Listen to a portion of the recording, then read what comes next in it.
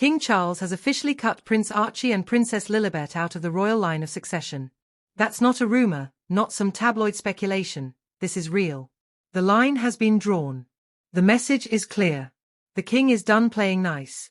For months, the whispers grew louder. The palace stayed silent, but we knew something was brewing. And now, the monarchy has dropped the hammer. No more pretending. No more waiting for reconciliation. No more bending to drama.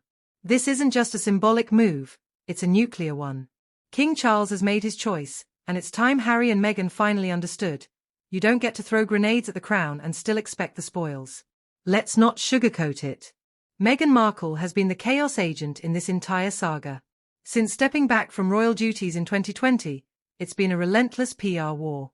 Interview after interview, documentary after documentary, book after book. Always the victim. Always the misunderstood genius. But the palace isn't buying it anymore, and frankly, neither is the public. Charles, a man who waited 70 years to wear the crown, isn't about to let the monarchy turn into a Netflix subplot. And don't think this was an easy decision. Behind the scenes, Charles tried. He waited. He hoped Harry would come to his senses. He overlooked the Oprah interview, the racism allegations, the subtle digs, the not-so-subtle betrayals. But everyone has a breaking point. And Charles just hit his. You can't call your family racist on global television and expect a warm welcome at Christmas. You can't cash in on your royal title, sign megadeals, and then scream privacy every time the media shows up. You can't drop a memoir that trashes your father and brother, then act shocked when the palace fights back. And now, the price has been paid. Archie and Lilibet are out. No titles. No future roles. No claim to the throne. This isn't revenge, this is damage control. The monarchy is an institution, not a reality show. And Charles knows that. He's not just protecting the crown, he's protecting its future. If you allow two children raised entirely outside the royal framework to retain succession rights, especially under the influence of Meghan, you risk turning the monarchy into a circus. And Charles won't let that happen on his watch. Let's be honest. Meghan's entire royal journey has been about control. She wanted the status, the titles, the global platform, but none of the obligations. She wanted to rewrite centuries of tradition to suit her narrative. And when the institution didn't bend, she played the race card, the mental health card, the victim card. Every card in the deck, except accountability. And Harry? He followed. The once beloved prince, the soldier, the cheeky royal rebel, reduced to a sidekick in his own story. A man so blinded by loyalty to his wife that has burned every bridge behind him. And now, his children are paying the price. But who's to blame for that? The king? Or the parents who made a career out of betrayal? Let's talk about the line of succession. It's not just a list of names. It's a symbol of continuity, stability, and trust. The monarchy survives because it adapts, but it doesn't bend to threats. By removing Archie and Lilibet, Charles is sending a message to the world. The crown will not be held hostage by scandal. If you break with the family, you break with the future. Simple as that.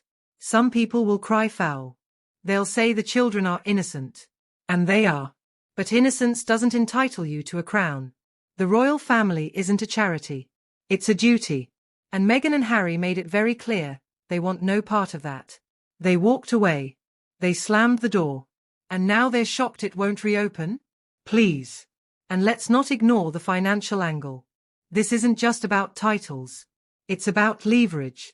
Meghan and Harry have built a brand on being royal exiles. They've signed $100 million deals off the back of their royal drama. Imagine the marketing potential if their kids had royal titles. Imagine the merch, the books, the interviews. That's what the palace fears. That's what Charles is shutting down. This isn't personal, it's strategic. You think Charles wants this? You think he doesn't feel the pain of cutting off his grandchildren? Of course he does. But he's the king. His responsibility isn't to Harry or Meghan, it's to the monarchy, to the country, to history. And when push came to shove, he chose the crown. And don't expect Harry to take this quietly. He's going to be furious. Meghan's going to be livid. You can already hear the PR machine revving up. More interviews, more tears, more accusations. But here's the thing, no one's listening anymore. The public is tired. The palace is done. The sympathy well has run dry. Remember Spare? That book was supposed to be Harry's truth. But it read like a laundry list of grudges, written by a man who can't let go. From frozen Todger stories to tales of sibling fights, it was petty, it was sad, and it confirmed what many suspected: Harry's not looking for peace. He's looking for applause. And Meghan? She's directing the show. But the show's over. Charles just pulled the plug. No more royal perks. No more half-in, half-out games. Either you're in the firm, or you're out. And Harry and Meghan chose out. Now they have to live with it. Here's the real kicker: this isn't just about the current drama. It's about precedent. If Charles allowed Archie and Lilibet to stay in the line, it would open the door for future royals to exploit the system. To use their birthright as a business model. And that's not how monarchies survive. This move is bold. It's controversial. But it's necessary. The monarchy has always evolved, always adapted, but never at the expense of its core values. And Charles, for all his flaws, understands that. He's not just cleaning up after the Queen, he's setting the tone for the next generation. You can already hear the reaction from Montecito. We're being punished. This is racism. They can't do this. But they can. And they did. Actions have consequences. And for once, the institution is striking back. Let's get one thing clear: this isn't about hating Meghan. This isn't about silencing Harry. It's about protecting a 1,000-year-old institution from becoming a punchline. The monarchy doesn't need rebranding. It doesn't need reinvention. It needs resilience. And resilience means knowing when to cut ties. The Sussexes gambled. They thought they could leave the firm, torch the place on the way out, and still keep the perks. But King Charles just changed the game. And now, they're on the outside looking in. And what about William? Don't think for a second he wasn't part of this. The heir to the throne has been watching in silence, but make no mistake, his fingerprints are on this too. He knows the stakes. He knows the damage Harry's done. And he knows that the monarchy his children will inherit has to be stronger, not weaker. This is the new royal reality. There are no second chances. No more olive branches. No more family first if family means betrayal.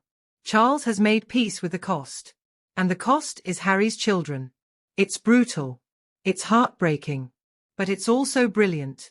Because for the first time in years, the palace isn't on defense. It's taking control. And the world is watching. So what's next for Harry and Meghan? More victimhood? More podcasts? Another tell-all? Let them. Because now, the palace has nothing left to lose. The ties are cut. The message is sent. And the king has drawn the line in stone.